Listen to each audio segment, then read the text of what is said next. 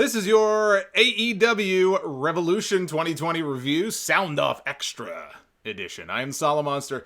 AEW Revolution from the Wintrust Arena in Chicago, Illinois. AEW sure does love their Chicago shows. I've had a whole bunch of them so far. I can see why. Great crowd tonight in Chi-Town for what I thought on the whole was an excellent show. Not a perfect show, but an excellent show. This was a nice palate cleanser after what we had in Saudi Arabia on Thursday. So a very fun show. They had the fans in the crowd wearing LED lights. I'm sure you must have noted. I don't know if they were bracelets or what exactly it was. I think they were LED wearable bracelets is what I assume it must have been. These people were lighting up all night long. And we're going to get into the whole review here, recap of tonight's show. Real quick, just want to let everybody know, for those who are interested, once the Super Chats leave the screen here, there is a sale ongoing on Pro Wrestling Tees for everyone's store, not just mine. Everyone. So if there's a favorite wrestler that you have, another podcast, or the Sound Off, you can get gear for 20% off now through Monday afternoon. Go to ProWrestlingTees.com/Solomonster Sounds Off, 20% off. When you use the code MADNESS. It is the Merch Madness sale. So you can vote in the poll right now at Solomonster on Twitter. You guys can let me know what you thought of tonight's pay-per-view. There aren't too many AEW pay-per-views during the year. Only 4. This is one of their big shows of the year. They've been building now for weeks and weeks and weeks to this Chris Jericho, Jon Moxley championship match. And the question I had about a month ago was, what are they going to do to keep this thing interesting? You know, I thought maybe Moxley would join the Inner Circle, and he didn't. He said he was going to, and the same night he turned on Jericho. But they found a way to keep, you know, the back and forth interesting between the two of them. And the big payoff was tonight we do have a new AEW champion. His name is Jon Moxley. They did do the title change. Chris Jericho's title reign is over, which... yeah, it felt like the right time to do it. I am a little sad. I did enjoy Jericho's run. And who's to say he won't get it back? But the people loved it. The people popped huge for the title change. Moxley cut a promo when the show was over. I'll get into that a little bit later on. Go to Solomonster, at Solomonster on Twitter. Vote the poll. Smash that like button on the video. And yes, Super Chats, as you can see, are open. If you would like to support the show and donate, you'll be seeing them popping up on your screen throughout the night. Got the $5 disappointed Solomonster, although I am not disappointed tonight. I'm actually very happy with what I just saw. Let me run through some of these early ones here before we get going. A. Lavelle, thank you for the $20. Appreciate it. Matthew Dickey with the $10. Jackal with the Super Chat. James Hollins. Eugene Morgan with $20. Thank you, Eugene. And Suave Titan with the $5, who says Kenny Omega put on the best singles match and tag team match in a very long time in the same week. Yeah, Kenny Omega is one of the VIPs, or MVPs, maybe we call them MVPs. He was one of the stars of the show. You know, if I had to make a list of the top 3 people who I think really came across on this show, their stock really rose on the show tonight. And they really came away feeling like a big deal. In no particular order: Hangman Page, Orange Cassidy, and Darby Allen. And what's cool about that, not one of those names are former WWE guys. So yes, they have Jericho, and yes, they have Moxley, and they have Dustin Rhodes and Jake Hager, Cody. These are all former WWE talents first. Hangman Page is he's a homegrown guy in AEW, right? He's an AEW original, not a WWE guy. And I say AEW original, obviously he spent time in Ring of Honor, in New Japan, but he's an AEW guy. You know, he said, I'm not interested in WWE. I want to go to AEW and make a career for myself there. And he is as over now as he has ever been. Orange Cassidy. Orange Cassidy opened up a lot of eyes tonight. Orange Cassidy should have shut a lot of people up tonight who said, this guy's got no place being in this company. He's all comedy. People can't take him seriously. Why did they sign him to a contract? Why is he employed?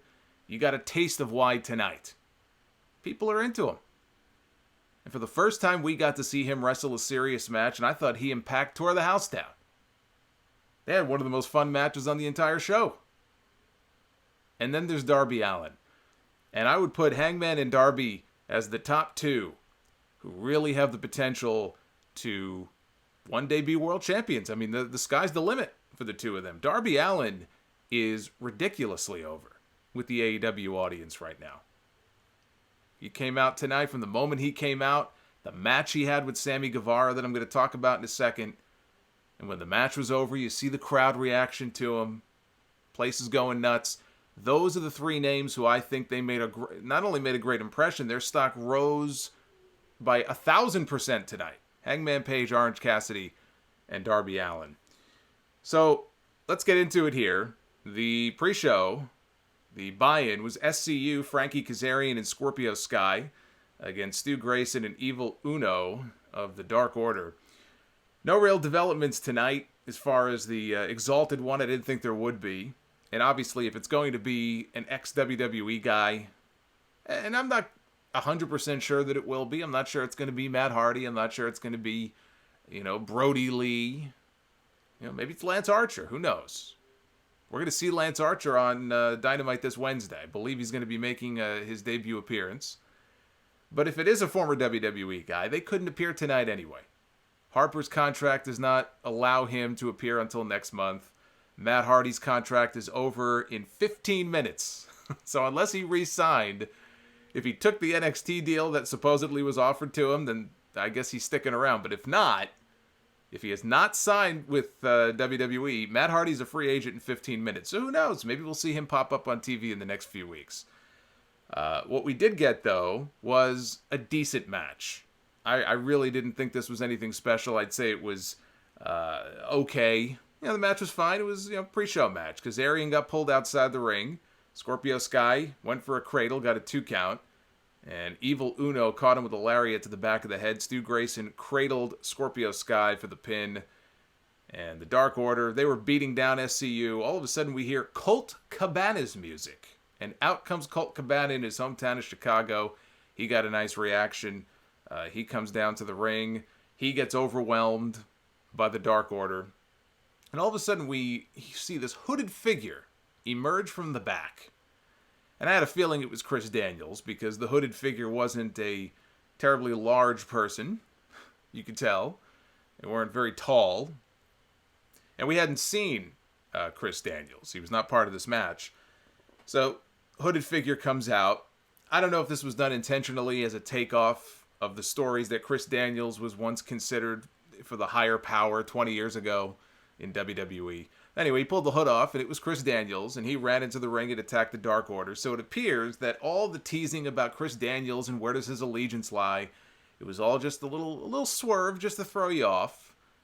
And it seems as though he is united with SCU. And the people cheered, and that was it.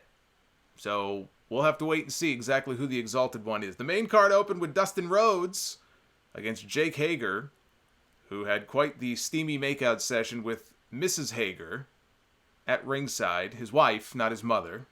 That would be weird. I mean, maybe that's the way they do things down south. I don't know, but no, this was his wife. He was practically eating her face. Now, she's a very attractive woman. I mean, I can't say that I blame him. She's a model. She's a very pretty woman. Actually, I think she was a wrestler at one point. I don't know if she still wrestles, but I believe at one point she was in developmental. They've been married for many years, so yeah, they're having a makeout session at ringside. I don't know why they opened with this. That was my first thought as I'm watching this match. I don't know why they're opening the show with this. You could have opened with Sammy and Darby, and gotten that show off to a hot start. You could have opened with Pac and Orange Cassidy. I actually think it was kind of smart keeping that where it was. Nice little buffer to the main event. I would not have opened the show with this, though. Dustin was wearing a shirt that said, "I'm here to fight Jericho's bitch," before tearing it off. There is no more singlet for Hager. This was Jake Hager's first match. The first time we're seeing him in the ring here in AEW. He's been standing silently in the background, has not said a word, has not wrestled. He's thrown a couple of low blows. He broke Dustin's arm, and that's about it. So this was our first opportunity here to see him in action. The singlet, the Jack Swagger singlet, is gone. He was wearing tights, although JR did call him Swagger at one point, but he caught himself. And we had this opening exchange. Hager retreats to the outside. There was this whole flurry.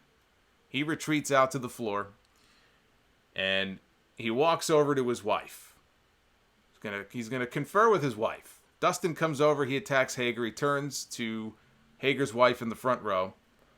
And she goes to take a swing at him.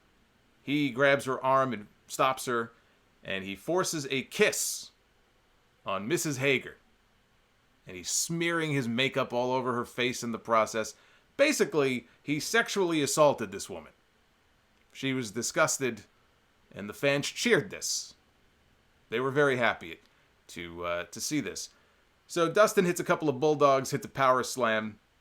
Hager goes for a Vader bomb, misses it, nails it on the second attempt, and hits a gut wrench for a near fall. So Dustin puts Hager up over the top rope, and as Hager is falling down to the floor, his face collides with the steps. So you hear the great sound of his face colliding with the steps. Dustin hit a destroyer, one of his new favorite moves. Not the last time you would see a destroyer on this show.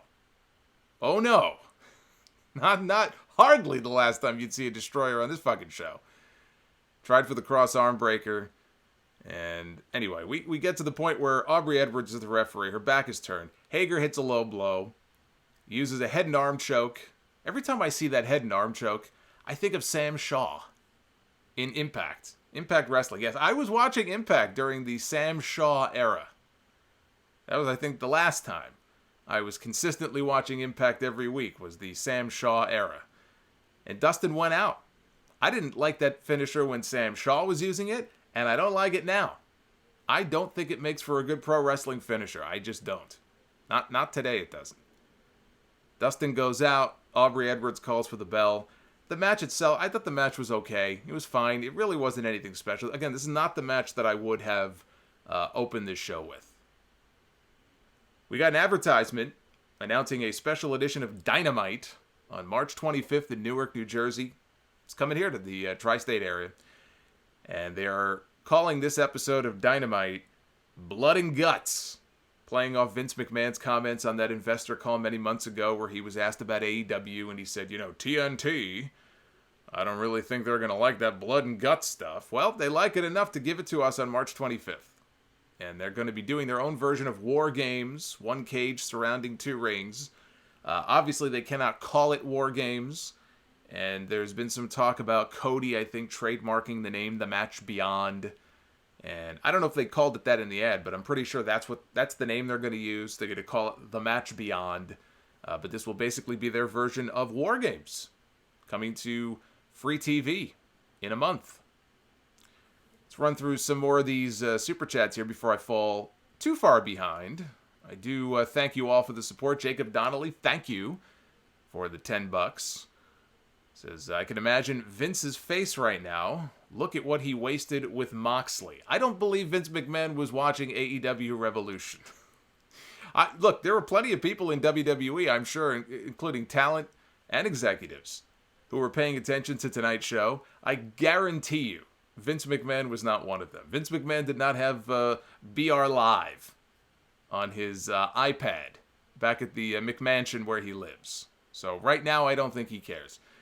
Trey Knight 94, thank you for the $2. Paul E with the $5 super chat. Ryan W with the $20. Thank you very much. Best pay-per-view in years. It was a very enjoyable show. Food Hive with the $5. Thank you. Mexi Wolf 009 with the $10, and Brian Becerra with the $10. We have Sammy Guevara and Darby Allen. This match was absolutely nuts. This match was bonkers. I thought this was just a great spotlight on the young talent that this company has and really should focus on going forward. I thought this was just fantastic. And Darby Allen, again, the big takeaway, I think, coming out of this match, not to take anything away from Sammy, because I think Sammy is great. I like Sammy Guevara. I like the vlog stuff that he does. He's got a charisma about him in the ring. He's excellent. But Darby Allin has something right now that not very many people have. He's got this connection with the audience, this just weird vibe about him. And I think the fact that he just doesn't give a shit when he's in the ring and he'll just throw his body around, I think people appreciate that. He's got something. They've got something in him.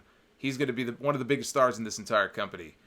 So, right from the get-go, when he comes out, Darby hits this tope suicida out of the ring, hits the shotgun drop kick into the barricade. He goes... Now, this was nuts. And this is what I was just talking about, where he puts his body at risk, sometimes very stupidly, and this was one of those times. So, he drapes Sammy over the barricade outside. Sammy is hanging there. And Darby gets into the ring. He's going for another tope. Goes for a tope through the ropes, but it looked like his foot at the last second on the way out, as he's soaring through the middle of the ropes, caught the top rope, and it kind of stalled his momentum just a little bit. And he missed Sammy, and he crashed and burned, head first on the floor. He came up short. And the announcers didn't even try to hide it. They're like, I don't think he caught Sammy at all, Tony Schiavone said. He caught nothing but the barricade maybe in the floor. And I laughed, but it scared me. And the reason it scared me, and correct me if I'm wrong in the chat, but was it La Parka, I believe, who just passed away not too long ago? It's a Mexican wrestler back in, was November. I think it was in November, who did the exact same move in a match down in Mexico, fell just short. I don't remember if his foot also may have hit the rope, stalled his momentum, but he went for a tope through the ropes, went for a suicide dive, fell short. And what really hurt him there is the fact they have the solid barricade, right? They don't have, like they have the solid barricades in WWE as well, like those hockey barricades. They don't have them in AEW. But his head hit in just the right spot, and he broke his neck, and it was just a really bad situation. And he ended up, it was a couple months later, but he died. I mean, he passed away as a result of those injuries. So, you watch him do, in the tope, everybody does a tope now. It's almost like a basic move, but it's so dangerous. And so that was my first thought. Oh my God. Just the way that he landed, it scared the shit out of me. Yeah, thank you in the chat. It was La Parka 2.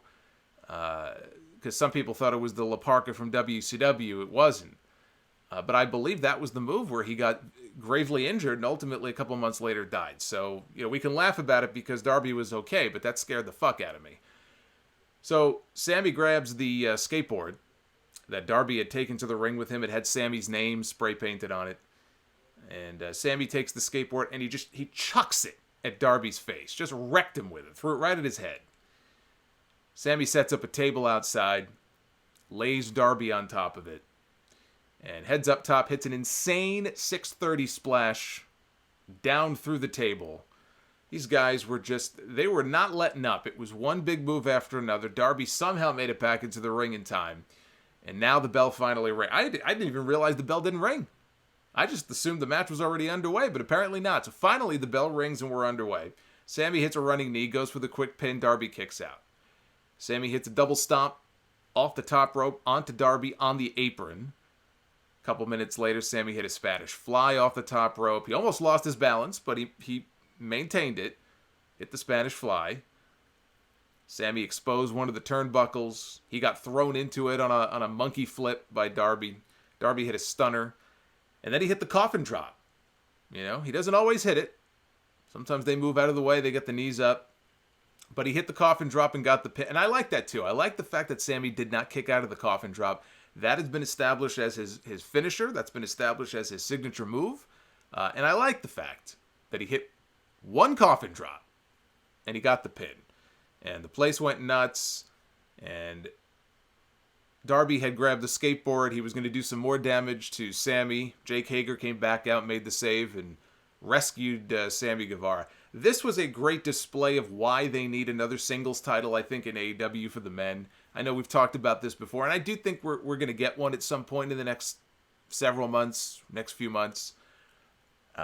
Cody has all but said that they're going to introduce some kind of new championship. He just hasn't said if it's going to be a singles title for the men or what it's going to be.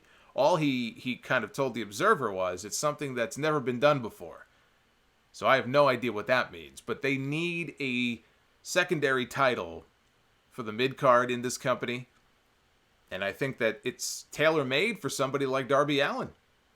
Because Darby's not going to be wrestling Jon Moxley, I don't think, anytime soon for the world title. So I think this was something, just absolutely something that somebody like him could benefit from. The dude's a fucking star. Point blank. Plain and simple. I thought this match was awesome. Speaking of awesome, Kenny Omega and Hangman Page against the Young Bucks for the AEW Tag Team titles. This was, I call it the Tag Team Match of the Year. It's almost a joke. We're not even in March. Actually, in 3 minutes. In 3 minutes, it'll be March 1st. Point is, it's very early in the year. So, of course, it's going to be the Tag Team Match of the Year. It might be the Tag Team Match of last year. This was off the charts. I thought this match was great. I will say, I am not a fan of the constant destroyers. I'm not a fan of that. It is a move that has been completely bastardized in NXT, in AEW. This is hardly just an AEW problem. This isn't WWE. This is in AEW. This is an overused move that is rarely, if ever, even used as a finish. Breaks my heart the way that this move has been bastardized.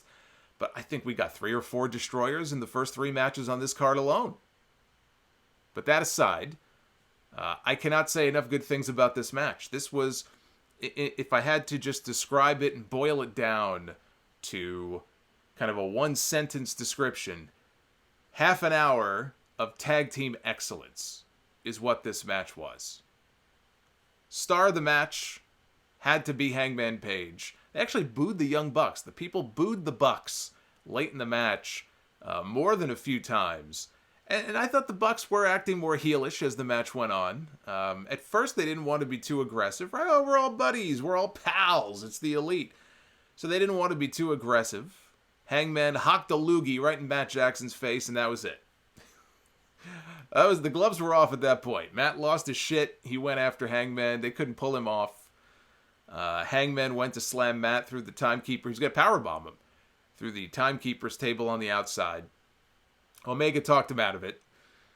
There was a moonsault by Hangman. He took out both Bucks on the outside, landed right on his feet. So he pulled a Charlotte Flair. Except on the outside, you're supposed to land on your feet. It's like that corkscrew moonsault that Charlotte will do. See, that looks good. On those big matches when we see Charlotte bust that out, that's fine. It's when she does it in the ring. She did it again on Wednesday with Bianca Belair. It's like, it's just, I can't get over it. Anyway, Hangman, he hit the moonsault. So there was a point in the middle of this match where Hangman, he connects to Nick Jackson with what the announcers called. This is what they called it. They called it a villainous kick to the knee of Matt Jackson.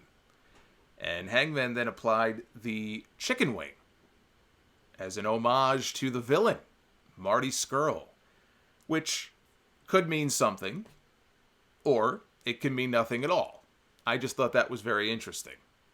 We on NWA Power this week, they're building up the match at the Crockett Cup in April between Nick Aldis and Marty Scurll. And we had members of Villain Enterprises who even popped up on Power this week. And could we see that in AEW? If those two companies, if those two promotions are willing to work together, could there be some kind of, relationship between AEW and Ring of Honor? Where Marty Scurll, even though he just signed with ROH, could potentially make appearances in AEW? Or again, is this just a friend of Marty's busting out one of his moves? I guess we'll have to wait and see. See, the thing is, in wrestling today, nothing would shock me.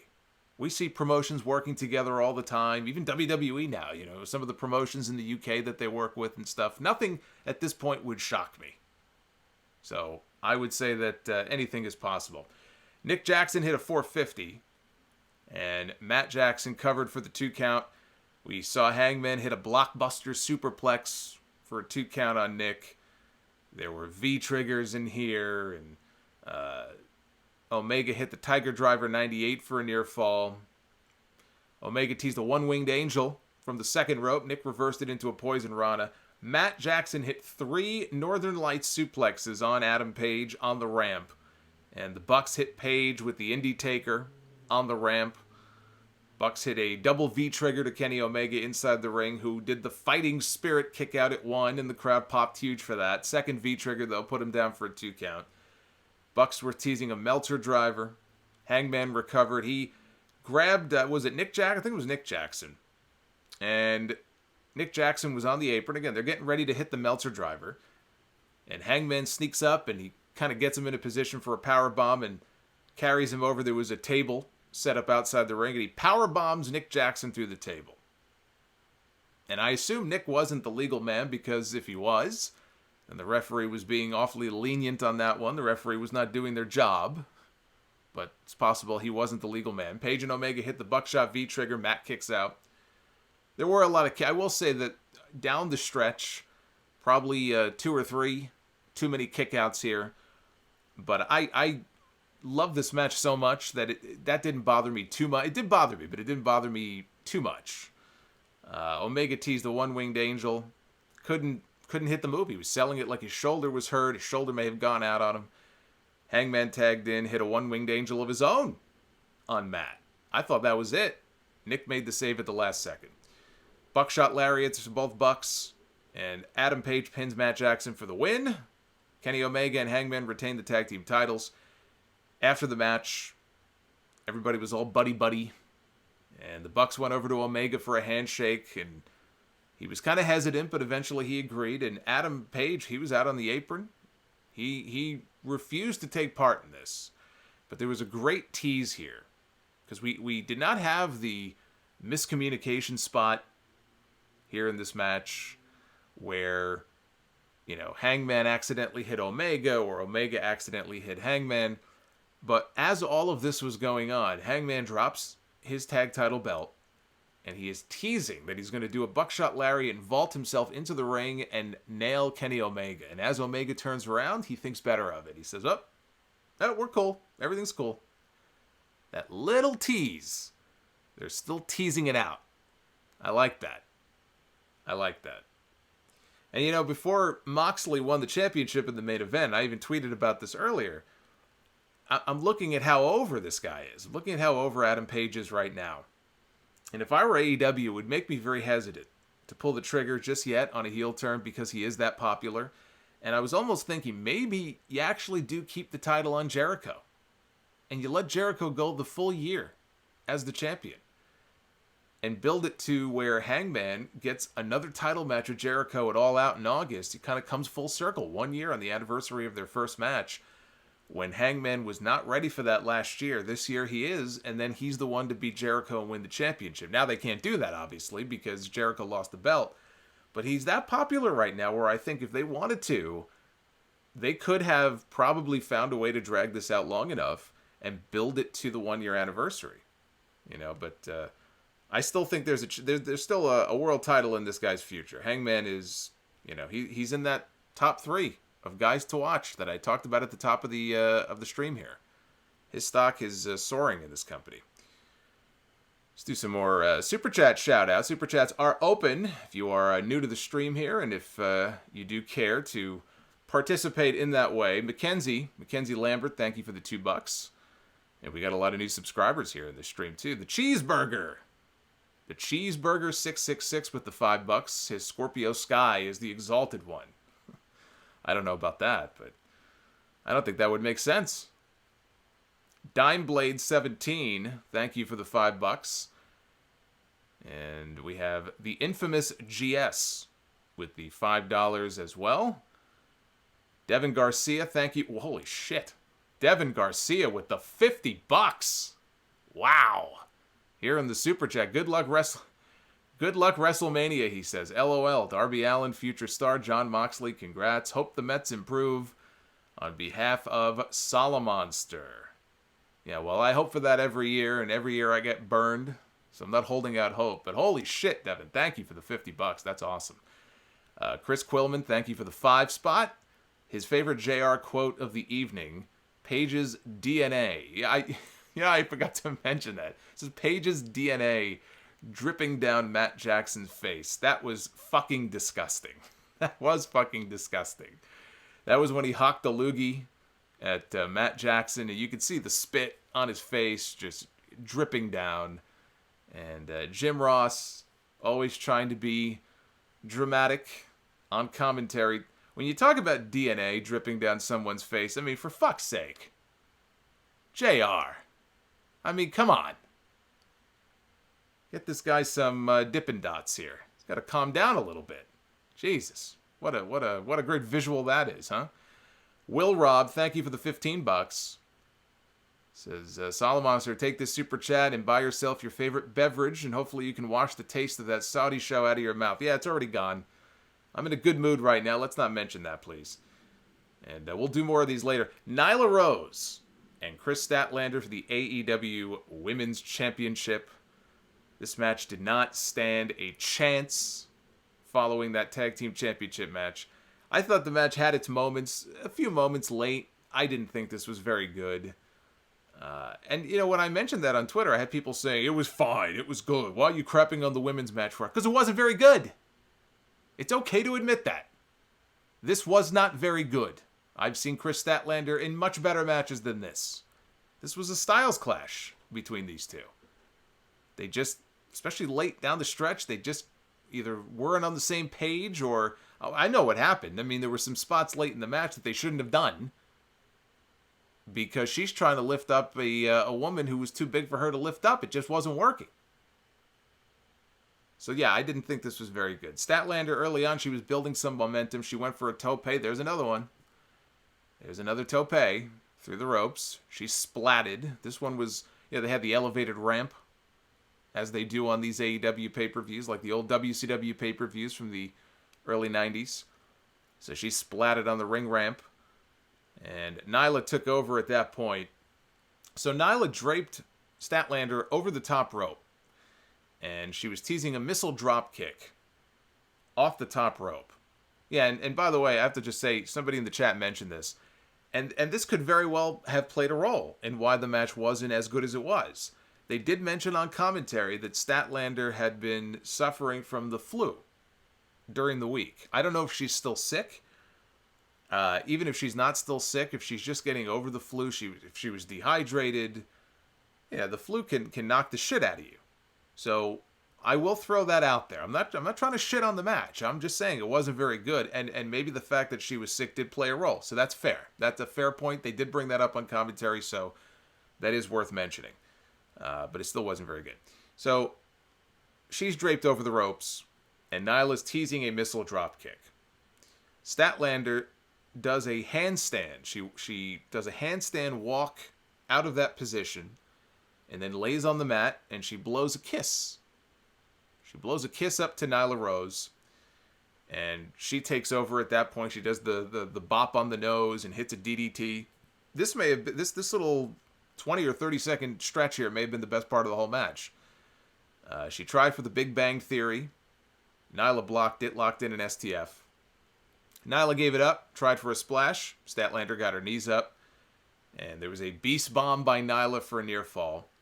And then she climbed up to the top rope. And this is where the botched superplex took place. Somebody in the you guys are terrible. Somebody in the chat says maybe Statlander has coronavirus. I hope not. She's going to be around that whole roster.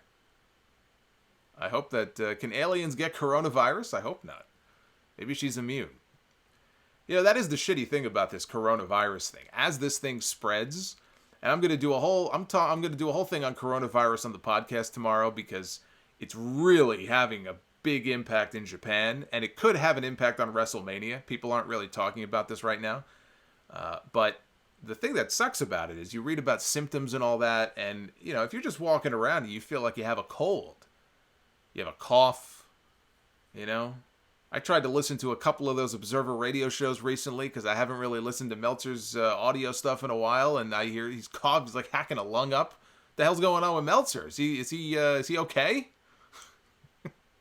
This guy's coughing up a storm. It sounded like he was going to cough up a lung. I hope he's all right. I hope he doesn't have coronavirus. But anyway, the point is, like, how are you supposed to know? How are you supposed to differentiate if it's just a cough or if it's something more serious? You know, it's kind of scary. But anyway, they're on the top rope, and they went for a superplex. Statlander tried to superplex Nyla Rose from the top rope. It just wasn't working. I don't know if it was her positioning, if it was her footing. I think it was just the fact, frankly, that she couldn't support Nyla's weight. Nyla's bigger than her, and and maybe she's weak. She's been sick. She could not support her weight. And this was a dangerous spot because this could have ended very badly for both of them. So they fell. This ended up looking more like a brain buster, but it could have been a hell of a lot worse, the way that they landed. One or both of them could have easily gotten injured. So they went back up to the top rope again about a minute later. And this time, I thought they were going to try to redo the spot. I said, boy, you're tempting fate.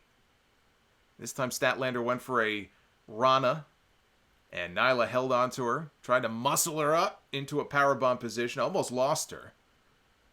This almost turned into disaster number 2. She almost dropped her and fell with her. If she would have slipped and fallen off that rope with all of her weight landed right on top of her, that would have been it for Kris Statlander. So she hit some semblance of a beast bomb, kind of, got the pin. It fell apart in the end. It fell apart. I don't know what else to say. There you see Minoru Suzuki making an appearance here on the stream. I will murder, he says. Thank you, Professor Bro, for the Suzuki Super Chat. Then we get to Cody and MJF. Maxwell Jacob Friedman. Downstate played Cody's Kingdom theme live. They had announced in advance that he was going to be sung out to the ring, his live entrance music. But the real story here, the real story is not Downstate performing Cody to the ring. The real story isn't even Jon Moxley being the new AEW champion. The real story is Cody's neck tattoo. Yes, Cody has new ink. He has fresh ink on his neck. It's the logo or the symbol, I guess, for the Nightmare family that he trains with. As far as my thoughts on it, you know what? It's still only the second worst tattoo that I've seen this week. Second to whatever the hell that thing is on Jack Gallagher's chest. Holy shit. What the hell did he do? I wish I had... I'm going to show you Cody in a second. I wish I had clipped the picture of Jack Gallagher. You got to see this tattoo. But as far as Cody goes, it's not even that like I dislike the way the tattoo looks. I think it looks whatever. I mean, it's got the colors and the skull and everything. It looks cool enough. But I mean, here, let me show you what, if you didn't see it, or if you want an up-close view of it. Here's one photo of it. You'll see it on your screen here in a second. So there it is. There you see Cody's neck tattoo.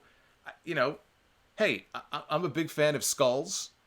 So as far as a tattoo is concerned, I've seen worse. But the neck. It's like when Mike Tyson got the face tattoo. Why the face? The face, the neck. Hey, some people can make it work. Hey, remember Undertaker had his wife's name tattooed on his Adam's apple? That was a bad decision. Especially when he divorced his wife. Had to have that shit lasered off from his Adam's apple. But there it is. Here's another, show you another image here. That's him getting it. So for the people wondering, oh, maybe it's a temporary tattoo. Nope. This looks like permanent ink to me. So that's Cody's new artwork there. Hey, look, it's his body. Whatever makes the guy happy. But the neck, that's a hard no for me. There's well, anyway, you can chime in the chat. Let me know what you think of the tattoo.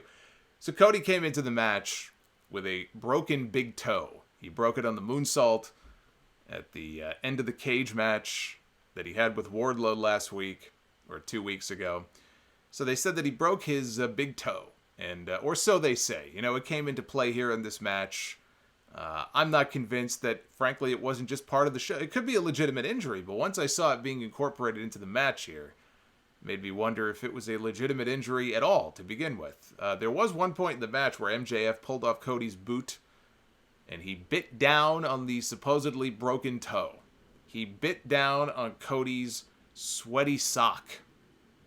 He got chants of "you sick fuck." Tommy Dreamer got the same chance at the indie show that I was at a few years ago for biting Matt Riddle's foot. The difference is that Riddle does not wear socks. That was more disgusting than this. He put all of Riddle's toes in his mouth and bit down, because Tommy Dreamer is a sick fuck. Tommy Dreamer is the same guy who once drank Undertaker's tobacco chew on Monday Night Raw. You remember the face The Undertaker made when he watched this? I've never seen The Undertaker more disgusted in my life. So much so that that's one of the super chats. It's not a set dollar amount. It's one of the random super chats. It's possible it may pop up on your screen here tonight. Disgusted Undertaker. I'll never forget that as long as I live. MJF came out here. He was glowing. He looked radioactive with this tan. Looked completely unnatural. So Cody's going after him early. MJF is just ducking. He's diving. He's jumping out of the ring, trying to get away. And at one point, he flicked the fan's hat off his head. I think he threw a beer at a fan or on a fan. And Cody hit a Cody cutter. So he leaves the ring. Right? I think MJF was on the ramp. Cody leaves the ring. He's on the ramp. He runs down the ramp. I thought he was going to pull was it Muta? Was it Muta that time who did had the match with Hogan in Japan? It's one of these classic matches. And I think it was Muta. And he runs all the way down the ramp at full speed. Hogan's by the ropes. Muta then stops himself, turns around, makes a beeline back to the ring. So you get this wide shot of Muta running down to the ring and then clotheslining Hogan over the rope into the ring. It's actually great. It's a great spot. Cody basically did the same spot here. He went all the way to the back. He went into the tunnel, came back out, ran down the ramp, and then clotheslined MJF into the ring. So Wardlow's out there. He pulls MJF out of the ring to safety. Brandy grabs a beer. I don't know where she got this beer from. I guess she took it from somebody in the crowd. It's like half a beer. She takes this cup of beer, walks over to Wardlow, splashes it in his face. I assume it was beer. Could have been apple juice. It could have been piss. They do that at sporting events in some cities, probably Philly. Always Philly. Throw urine on people. Whatever it was, she chucked it in Wardlow's face. Cody hit a dive. He took Wardlow out on the outside. MJF used his Salt of the Earth Fujiwara armbar, tried for the submission. Cody got to the ropes. He bit down on the bottom rope, forced a rope break. And Cody sent MJF to the floor, hit the disaster kick, went for a dive, or at least Cody was teasing a dive. Wardlow stepped in the way. Arn Anderson has seen enough. Coach Arn. He grabs a chair. He's going to scare off Wardlow. So as all of this is going on, it felt like they were stalling. I'm like, what's going on here? And about 10 seconds later, I realize MJF comes up. He's all bloody. He was on the other side of the ring blading. He did a blade job. And he did a number on himself. He comes up. Blood's just pouring down his face.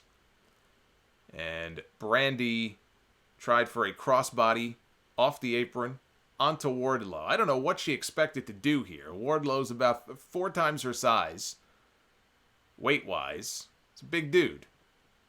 She does a crossbody. Of course, he catches her. Got her in position for an F5. Cody said, you better put her down.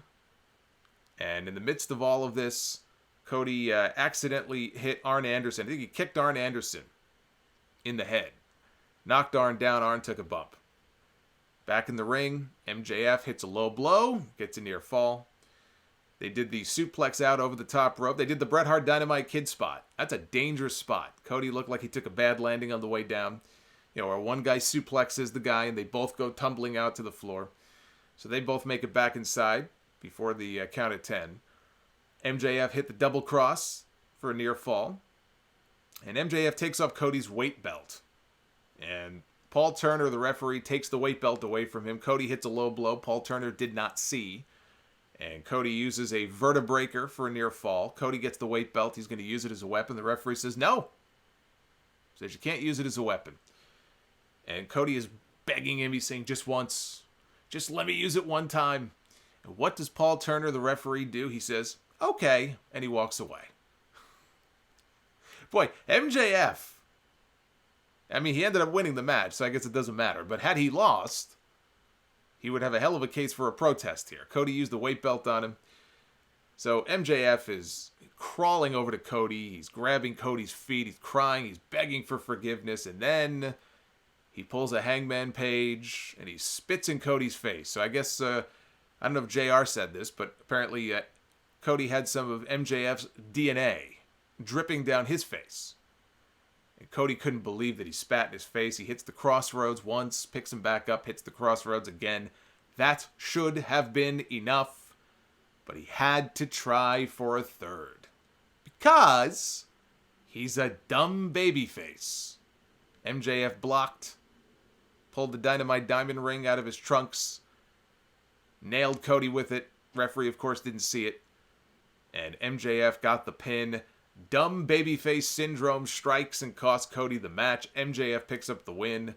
So the question now is, does the feud continue? Is this it between MJF and Cody? It doesn't feel like it. I think you could easily continue this out. Possibly even to Double or Nothing in Vegas. Or does MJF move on and become number one contender? I don't know where he is in the rankings. I haven't checked the men's rankings on the AEW website. Maybe somebody can, in the chat, can go do that. But maybe they're going to build to a championship match between Cody or between MJF and Moxley. But it just felt to me like we're not done with this yet. And the other thing to pay attention to is, Arn Anderson took a bump off a miscue by Cody. So if Arn is going to turn on Cody at some point, it's very possible that what happened here in this match is going to play into that down the road. So as a match, I enjoyed this. I didn't think it was great. I thought it was very good. Maybe too much interference for my liking, but I guess it kind of played into the story and the finish with MJF stealing the win. This was our first experience seeing MJF in an AEW ring in a real match. A long pay-per-view quality match. They probably went 20 minutes. The longest match he's had yet in AEW. I thought he did fine. The blood added a little something. And there should have been blood. If you're going to have blood in a match, this is a grudge match. You've been building this match now for months. If ever there was going to be blood in a match, it should be a match like this.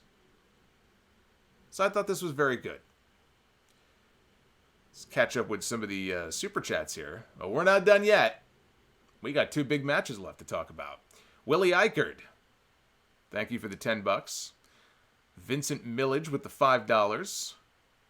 Mr. Wombat with the $15, thank you. Says, my match with Pac was easily his favorite of the night. Yes, I changed, and I got back here to my little mini studio to do the stream just in time. So thank you for that. Trippy Boy with the $1.99. Cesar Enrique, thank you for the $1.99. Professor Bro with the super chat. Jared M. Oh my God. People are crazy. Jared M. with the $55 super chat. Are you out of your mind? Is that Jared Mysterio? Is that who I think it is? Thank you, Jared. You guys are out of your mind tonight. We're blowing it up tonight for the Revolution review. It's a party tonight with the super chats. Thank you very much. Austin Kinkle with the $5. And everybody who's subscribed, thank you. Hit that sub button if you are not subscribed. This is my 3rd live stream in 4 days. So you will get the notifications when there is a new stream. We had the Bastard Pack against freshly squeezed Orange Cassidy. The best friends were at ringside in Cassidy's corner. We got a holy shit chant before they even touched. Later on, we had a fight forever chant. The crowd was, in a word, apeshit for this match. I loved it. I loved it. Of course, Orange Cassidy at first was giving the weak ankle kicks. Pac was Pac was trading the kicks with him. He was playing along, and the people were eating it up. The commentators were laughing. After a while, Pac said, "The hell with this," and he shoves down Orange Cassidy. So Cassidy put his hands in his pockets, and this is what he does a lot in the independent matches that I've seen him in. Excuse me. He'll do these incredible spots with his hands in his pockets. He'll do dives out of the ring. He'll do dives off the top rope. All of this just dangerous stuff where if he's going to take a fall, man, I'm losing my voice here. He can't break his fall with his hands. So he's absolutely out of his mind for doing it. But when you watch him do it, all these moves, the kip up and everything, he's got the hands in his pockets. It's incredible. It's incredible to watch. It's not easy. He makes it look easy. It's really not. It's not an easy thing to do. And look, that's his thing. That's his gimmick. And it works for him, which is why I just don't understand all the hate that this guy gets. Like at the beginning, I can kind of understand. People said, they signed who? Who is this Orange Cassidy guy? And you go and you watch, you're like, oh, he's a comedy act. I thought AEW was going to be different from WWE. I thought AEW was going to be more sports-like. They're going to have rankings. They're going to be different. Why are they bringing in a guy like him? Because they had no concept. They had never seen him before. And yeah, he's still a comedy figure. But I would hope that tonight he opened up some eyes. I'm not saying you have to like the guy, but to shit on him and say he doesn't deserve a job and all this other stuff, get over yourself. There's room for variety in this company. You've got a lot of look, one of the things I liked about this match, him and Pac are the polar opposites. Pac comes out, he got a scowl on his face, he's all serious, he's pissed off at the world. Orange Cassidy is the complete opposite. He is a comedy act. So you had two polar opposites here in this match, and I think that's why it worked. He got sick of his shit, so he shoved him down. And then Orange Cassidy started busting out moves that we had never seen him do before in AEW. Hit a tope, hit a high cross off the top rope, a tornado DDT. Eventually he had the glasses on. The glasses came off. Somewhere in here the glasses went flying off. So Pac teased a Michinoku driver off the top rope. Cassidy blocked it. Hit a DDT off the top. And Pac tried to leave. He tried to escape. Trent threw him back inside. Cassidy hit an air raid crash for a near fall. All of a sudden, the Lucha Bros, Pentagon and Phoenix, they come running in. They're brawling to the back now with the best friends. And Pac ends up getting Orange Cassidy in the brutalizer for the submission. So I don't think the outcome was ever in doubt. I don't think Pac should have lost. That would have been ridiculous. He won. There's a right outcome. But I put Orange Cassidy on that list I mentioned of the top 3 people who I think stood out the most today. Just listen to the crowd. Just listen to the crowd. He may not be your cup of tea, but to this audience, the reactions that he's getting and everything, I don't know what his segments do ratings-wise on TV. I'd have to look into that. But, he's not really a featured attraction on the show. I'd be more concerned about that if they were putting him in a position to challenge for a championship or something. I can't see that until, much later down the road. Hopefully the character will evolve over time. Maybe a year from now, he's cutting promos. He can only stay silent and keep his hands in his pockets for so long, but right now, it's what works for him. How can you argue with the reactions that it's getting? Ride that horse until you can't ride it no more. And there will come a point where he's going to have to change his act up a little bit. But I thought this was great. This was one of the most enjoyable things on the entire show. And then it was time for the main event. Chris Jericho defending the AEW World Championship against Jon Moxley. Before I deep dive into this here, let me again just shout out the chat, since we do have a lot of people tuning in live right now on YouTube. It is officially March 1st, by the way, 12:30 in the morning, at least here on the East Coast. I guess on the West Coast, it's still February, so haha. But it is now officially March 1st, and thank you for staying up late with me here tonight. We're going all the way to, I don't know when we're going to. Maybe 1 a.m., we'll see. But thank you for staying up late with me tonight, and for all the Super Chats. I do want to at least make sure I get everyone's name in here, for God's sakes. Paul Hamilton, $75 Super Chat. Paul Hamilton has become like my benefactor. He's donating every week on the main podcast. He just dropped $75 For God's sakes, here in the stream, it says, from the Portland pop star, keep up the great work. You are truly one of the VIPs, my friend. He's a good person too. I've gotten to know Paul a little bit, and he keeps in touch with me by email. And anytime WWE or even AEW, if they come to the Pacific Northwest, if they're up in that Portland area, he's the first person with a Sound Off sign in the crowd. I mean, he's awesome. So. My thanks to him. Brian, $5. Thank you. Lone Wolf with the $10. And KM Truth, thank you for the $10 super chat. So, Chris Jericho and Jon Moxley. They had a camera follow. I thought this was awesome. They had a camera follow Moxley from outside the arena all the way into the building, through the concourse, into the crowd, down into the ring. I thought the way they shot this was awesome, actually. It's like a big superstar entrance here.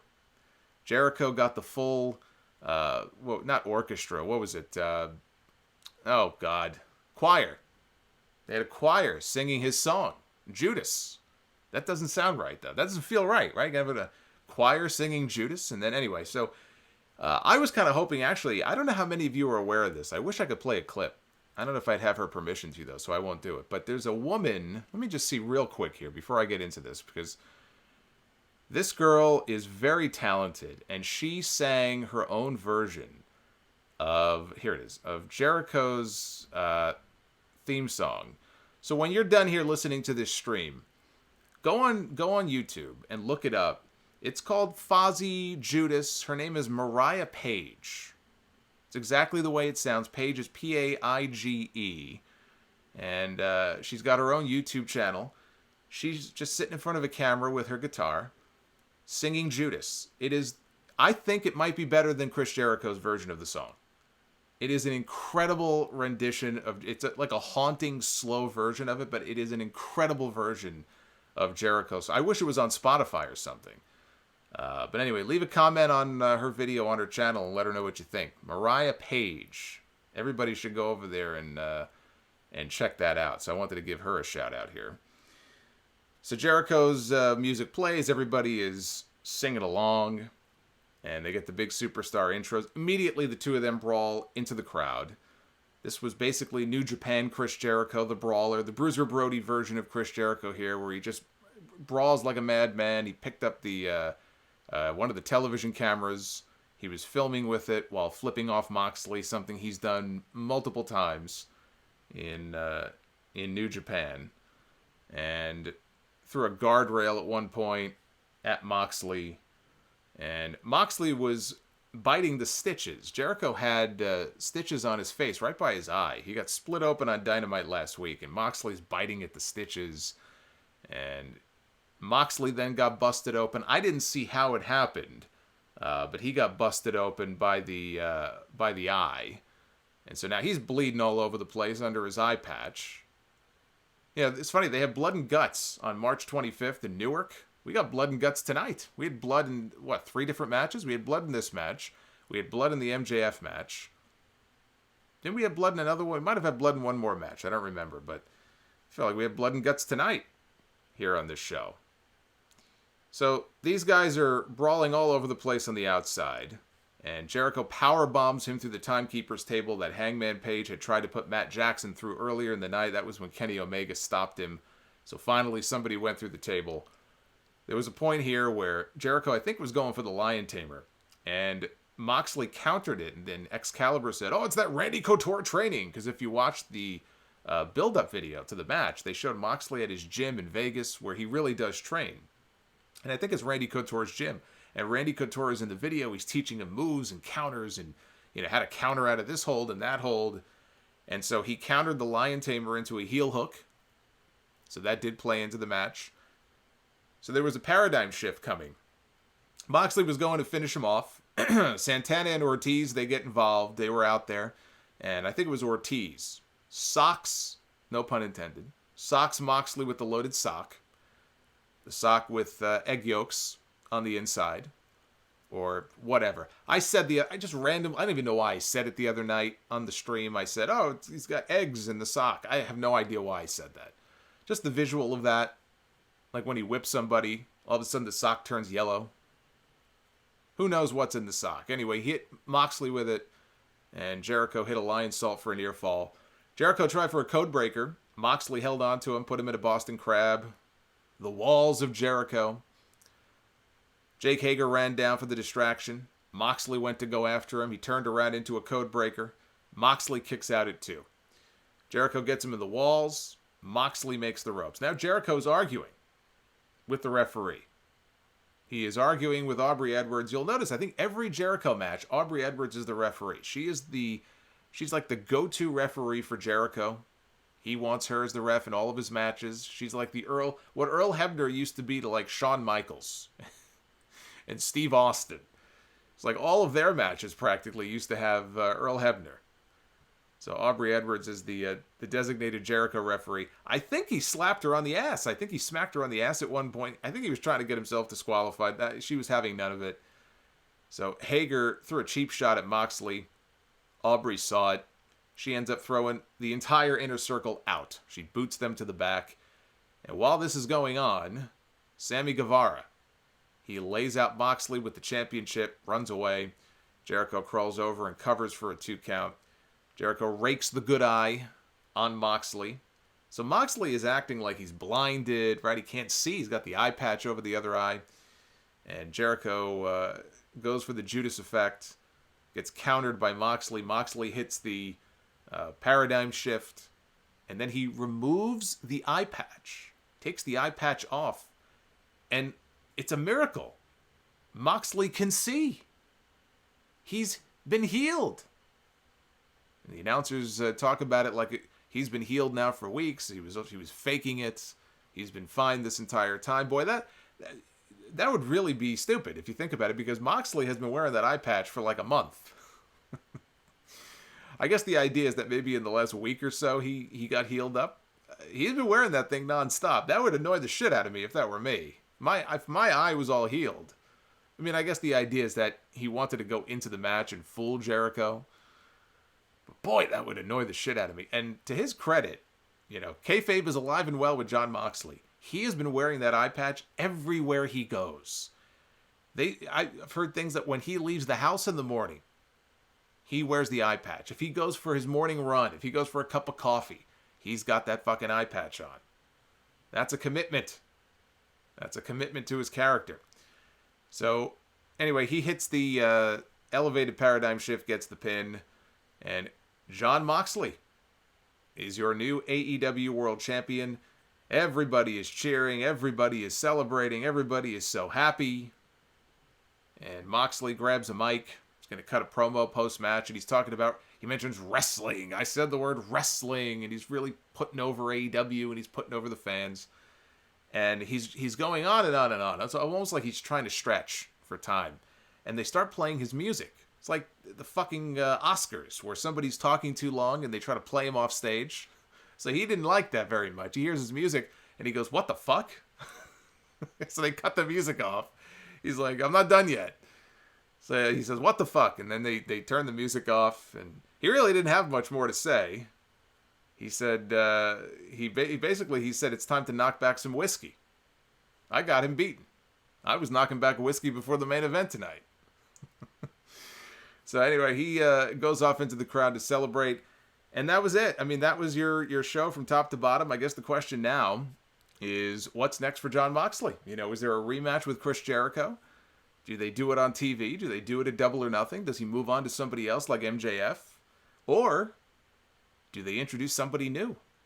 Lance Archer is going to be making his debut on TV this week. Lance Archer, if they want, they can draw attention to the fact that these two guys have history in New Japan just in the last month or so. They had a match at Wrestle Kingdom at the beginning of January, and Moxley beat him for the United States Championship. Now, maybe they don't want to mention that. Maybe they don't want to draw any attention because they're not working with New Japan. But there is a history between these two guys. So maybe Archer comes in, he guns right away for Jon Moxley. Now, he can't get a title shot because they have a ranking system. They'd have to try to make sense of it. But there's time between now and Vegas in May, Double or Nothing, if they wanted to build that up as a title match. I don't know what match you guys would prefer to see. Moxley and MJF. Moxley and Lance Archer. Brody Lee might be on his way in soon. Darby Allen. He keeps winning. Maybe Darby Allen. We saw Moxley and Darby on Dynamite not too long ago. So they seem to have a few different options. We'll see what direction they go in. Let's take a look at what you guys thought of the show, because we've got the Twitter poll here on the screen. Well, there it is. It's pretty self-explanatory. We're already over 20. We're 2,200 votes already. That poll's not even been up for, let's see, what time is it? About an hour. 2,200 votes. 90% thumbs up. Actually just shy of 10. 10% thumbs down. So that is a decisively positive score. And the opposite of the Super Showdown poll results. Do I still have that here? Let me check and see here. I might actually still have that. Let's take a look. No, that's a different one. That's Dynamite. Man, I was hoping I can pull up the I was hoping I could pull up the Twitter poll for Super Showdown, which was not good. It was actually almost like the inverse of this poll. It was like 7% thumbs up. So it was nice to have a show that didn't set my blood pressure sky high. This was a very enjoyable professional wrestling show. I thought this was an excellent show from top to bottom. There were a few things that weren't so great. The women's match I wasn't a big fan of. I really wasn't a big fan of the opener either between Hager and Dustin. I just thought it was the very definition of an undercard match. I would not have opened the show with that. I thought that was a minor misfire, but it didn't kill the show or anything like that. But the key matches that had to deliver, I think, all delivered. That Tag Team Championship match was outstanding. I thought the main event was very good. I thought the Cody match was good. I really enjoyed Pac and Orange Cassidy. And Darby Allen and Sammy Guevara, Not For Nothing, that may have been you know what? Honestly, that may have been my first or second favorite match on the entire show. It's hard for me to put that above the tag title match, but I think the tag title match and the Darby match were probably my two favorite matches of the show. If I had to grade this on a scale of 1 to 10, I think for this show, I would be willing to go, I think I might be willing to go up to an 8.5. I would say about an 8, 8.5. My standards are very high. To get a 9 or a 9.5 has to just, you gotta really just blow me away. You got to take that Dustin Hager match off. Then maybe you get to a 9. But I'd say 8.5 sounds about right. So anyway, let me know what you think. Keep voting in the poll. It's going to be open for another few days. And what we'll do here now is see what you guys thought. We'll take a few calls. Let me just check real quick here and make sure we're all caught up on the Super Chats. I believe we've got a few more here to go through. Matt Ferguson with the $10. Tech Nation with the $5. And what do we have here? Jim Ross says, that looks like the Chick-fil-A logo on Nyla's gear. Excalibur says, Nyla definitely does not support Chick-fil-A. I didn't even hear that. I must have missed that. That is actually funny. Mom Jeans 2, thank you for the $20. Said, I've enjoyed listening to you over the last few years. Guess I'll throw down some cash along with everybody else. Well, thank you. Brian with the $2. Super Chat Party, he says. JWD82X with the $5. Hangman and Cody storylines have been the best in quite some time. It's hard to disagree. Yeah, look, to be fair, I've enjoyed the Otis and Mandy story on SmackDown. Now, the question is, can they pay it off? That's about the only story in WWE right now, at least on that SmackDown show. I mean, I like Edge and Randy Orton, what they're doing there. But I'd throw Otis and Mandy in there. It's one of my favorite stories. Jacob Donnelly, thank you. $5. And Deco Rug with the $2 Super Chat. That me? I think that was me. I think I just beeped. So we got all the lines are jammed up here. We may as well dive right into some of your calls before we wrap up here tonight. Getting late here on a Saturday night. Let's go to 609. Hey, Solomonster, it's Dave from South Jersey. How you doing? Hey, Dave. What's going on? Not much. Really enjoyed the show tonight. Just almost felt like a complete. It was a complete juxtaposition from what we got on Thursday. You think? All the decisions made from top to bottom. I feel like this is the definition of what you do when you go with what the fans want versus swerving for the sake of swerving because no one was expecting it. And you can see it in the audience just by the reactions tonight. I thought the tag match was excellent. Probably the best tag match I've seen this year by far. I really thought the pacing of it, the story that they told, even the tease at the end was great. I thought Moxley winning the championship was also, the right call, even though Jericho was doing some great stuff being the champion. Oh, he's been fantastic. He's been fantastic. Yeah. I felt like this was a way of AEW going, okay, we're going to establish all of our newer stars, even with the Sammy and Darby Allen match. It felt like, hey, this is a showcase of what AEW has to offer. We're not just a place for, stars from other companies to come over, but we can actually make our own homegrown talent. And then here's what we're going to do to push them to the forefront. And it was so refreshing to feel great at the end of a pay-per-view like this. Yeah, no, I mean, they really, with the young guys on that roster, I really see big things in their future. And as long as they keep doing what they're doing, I think they're on the right path. Again, Hangman, Darby, Orange Cassidy, how high can he go?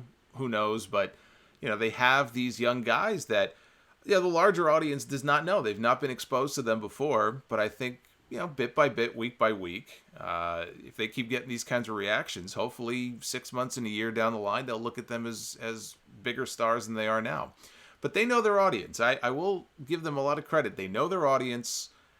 They've done a good job of catering to that audience. Is there a ceiling for that audience? It looks like the ceiling on Wednesdays is probably around 900,000. When you factor in the DVR stuff, it's over 1 million. It's probably 1.2, 1.3 million. NXT also, you got to factor in the DVR stuff. So they've got to find a way to grow that. But they know what they're doing. I will give them credit. They know their audience well, and I thought tonight was a home run for them. Yeah, I agree. I guess the only cons would have to be, unfortunately, I agree with you, was the women's title match. It was just in the death spot. It would have taken a lot for them to try to bring the crowd back after that. Anybody in that spot was going to die a death. The only match I think that might not have is if they put Pac and Orange Cassidy on after that tag team title match. I think they probably could have held the crowd. But anybody in that spot was just, I could just imagine them backstage watching that going, shit. What other reaction could you have? How are you supposed to follow that up? 30 minutes of people just going crazy. Everyone's exhausted. You need a come down, and unfortunately for them, that's what it was. And then they had those two spots where they almost killed each other. Yeah, that's true. I just have one question. I know you got tons of calls to get to. I'm just trying to figure out exactly where they're going to go with this Hangman story. Like you said earlier, the reaction he got in Chicago, he was white hot. And it kind of feels like, okay, they're going to make this call where he may turn on Kenny, but I don't know if, and me speaking as a fan, I'm really ready to boo Hangman at this stage and point, but I don't know where else the story could go if the only thing that makes sense to me, you kind of touched on this earlier, is if Marty were to somehow come along. Because there is some history there, when they had their big civil war in New Japan between Bullet Club, it was Cody, Marty, and Hangman, and it was really Kenny and the Bucks, and that was the real big split there. So I was curious to see where you thought that storyline could go, and do you think that with his win tonight, that probably is going to push up MJF into the forefront to be the next, probably the biggest heel that AEW has? Yeah, I think he's already well on his way. We'll see if he's going to challenge Moxley next. The Marty stuff is interesting. I hadn't really thought about that whole split from the Bullet Club thing in New Japan. I don't know if Marty's coming in. So that was just me seeing him do the chicken wing and the kick to the knee and thinking, hey, maybe that's a sign of something. It's also could be just him giving a shout out to his boy and Marty's not coming in. But I think with Hangman, you can go a couple different ways. I mean, you see how over he is. Maybe you hold off on any heel turn and just see where it goes. See if he becomes even more popular. And again, they've done a pretty decent job, I'd say, of listening to their audience so far. If the audience doesn't want to boo him, why turn him? And maybe just keep building him up as this, babyface with kind of an attitude.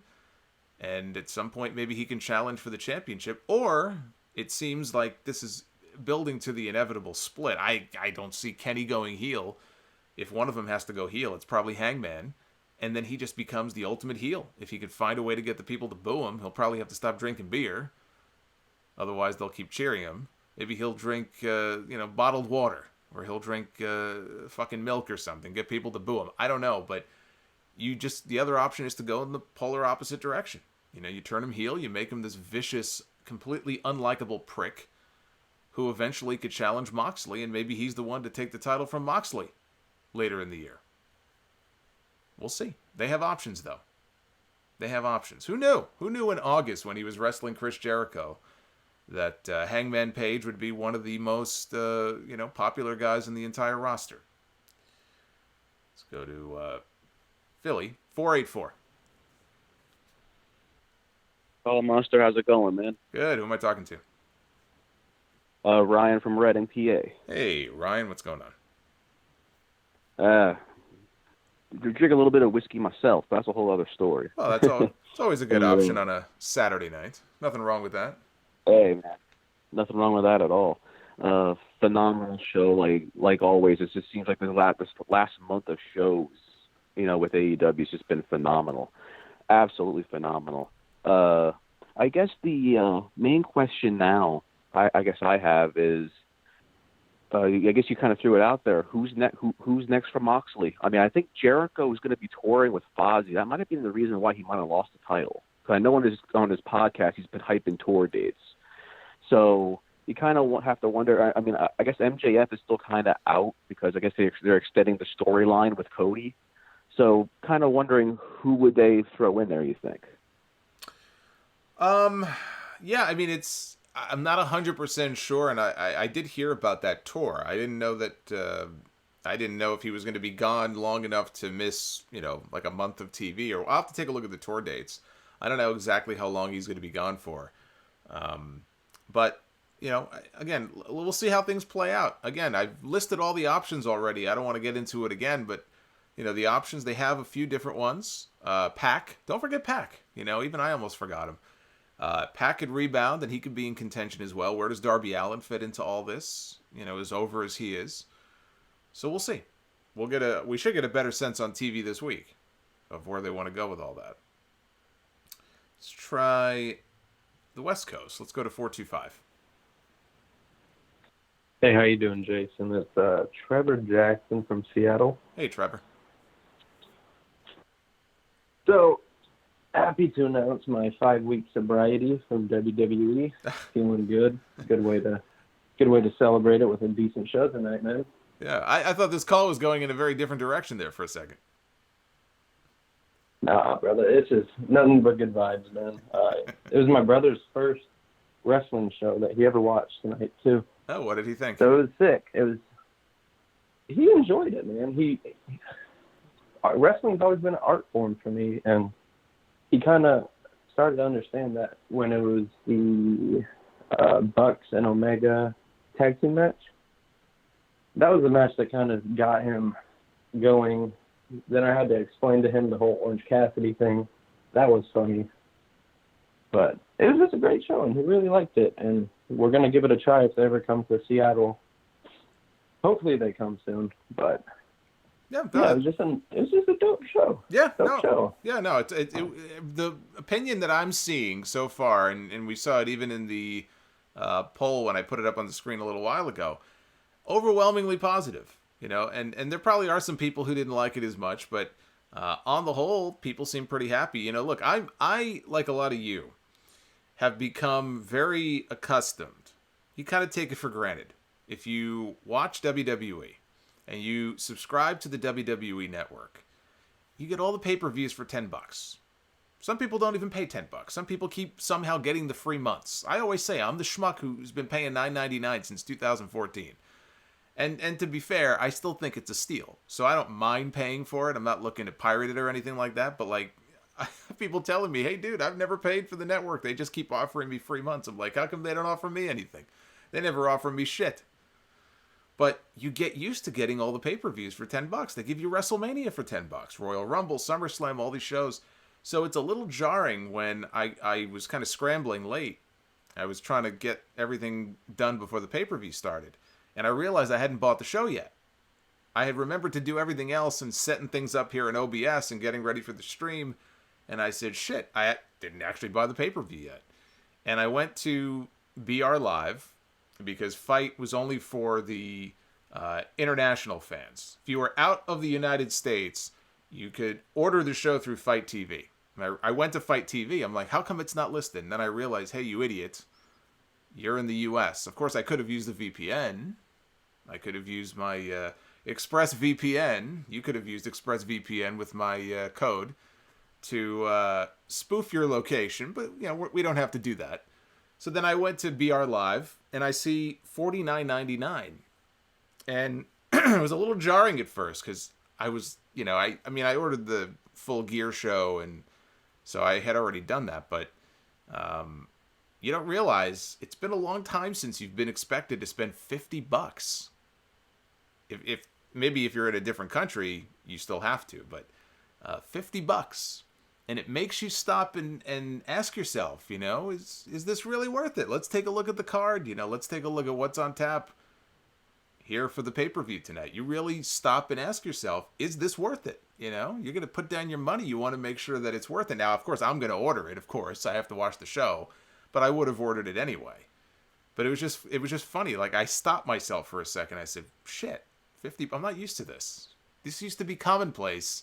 But now we've been spoiled these last 5 or 6 years where everything's $10. Nothing feels special anymore. You get everything for one price, and it doesn't matter if it's, you know, a B show pay-per-view or a WrestleMania. So, man, I am losing my voice here. But we're not done yet. I'll do the show if I have no voice. I'll use sign language. I'll tap on the microphone here. We'll use Morse code. Let's take 219. It would help if I actually hit the talk button. There we go. 219. Hey, Solomonster, it's Dennis. How you doing? Good. Are you in your car, Dennis? I am. I actually just leaving the show now. I live right over the border in Indiana. I'll tell you what, it's a fresh air going and seeing AEW compared to WWE. 27 now, me and my best friend Mike, shout out to him. We were at the Raw. We were about 14 years old when John Cena fought Kevin Federline that night. Oh, jeez. And we looked at each other and said, man, we're out of place here already. Oh, my God. Going to these shows, I was just talking to my buddies, there's a bunch of fresh air because getting a chance to actually be around people our age. So on the whole, I mean, you were there. So you were there live. Let me ask you this before you go on, because I mentioned this during the stream, that I noticed that people in the crowd seem to be wearing these LED bracelets. Did you have one of those yourself, or did you see that? The crowd was like lighting up all night. So LED bracelets, they were on the other side of the camera, and they were to, if you were facing, because I said, if you're facing I'm trying to think of how it would be. So the rings on my left, or the entrance on my left, across from me and to the right is where they had them. And it was weird, in the upper section, it was the corners that had them. Okay, so you didn't have one. You didn't have one yourself then. I did not. A couple of my buddies had one. Okay. Yeah, I just thought, at first I thought I was going nuts. I'm like, what am I looking at here? And then I said, okay, it looks like they probably gave them out. I didn't know if they gave them out to everybody or just people on the TV side. So that answers that question. Yeah, so I don't know if it caught on the air, but when Moxley was doing his interview after the show, after his match, when he was doing his interview, on the entrance, on the two giant LEDs, it was showing to recycle them. So I don't know if that caught the screen at all, but that was on the entrance ramp for the TVs there. Well, let me ask you this, because we got all the lines jammed up, so I want to keep things moving. But anything that really stood out to you since you were there live, good or bad, from being at the show tonight? Yeah, so my biggest thing was, I heard the other day, and here's the question I was going to ask you. Cody Rhodes said Revolution could be the quote-unquote WrestleMania of AEW. Going into the show, I listened to a little bit of your review of AEW on Wednesday, caught a little bit about what you said about Lance Archer. My biggest surprise was there was no major spins or anything out of the ordinary. It looked like it was more of a blow-off show than anything else. So I was wondering what your opinion on what show do you think is going to end up being their quote-unquote big show? Well, yeah, I mean, we didn't get any big debuts tonight, which I thought we might, so that was a little surprising. And, now that you mentioned it, it did kind of feel like some of these things were blown off. I'm not convinced that we're done with MJF and Cody, so I don't think that's over. What could be their WrestleMania, though? I don't know that Revolution, I don't know. I mean, this is the first one.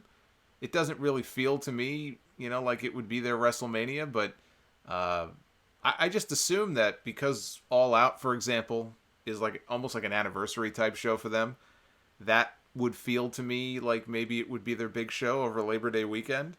I think it's too early to say that they have a WrestleMania. You've got to wait until you're a few years in. WWE didn't have a WrestleMania until they were a few years in. Nobody knew WrestleMania was going to become this big, annual thing. So I still think it's too early to tell. Here's what I think they need to do. Don't worry about having a WrestleMania. Okay, forget WrestleMania. All they need to do is keep doing what they've been doing. I think their pay-per-views have largely been pretty well received so far. People seem to be pretty happy with it. Just keep doing what you're doing. Make every show WrestleMania worthy. Every show should be a big deal because they've only got 4 of them. WWE, yeah, they have WrestleMania, but they've got 12 shows a year, plus all the Saudi shows. Right now, AEW has 4 big events. So they should focus on making all 4 of those events as big as they can possibly be. Because if people are paying $50 or $60 to watch this pay-per-view, you better give them a damn good show.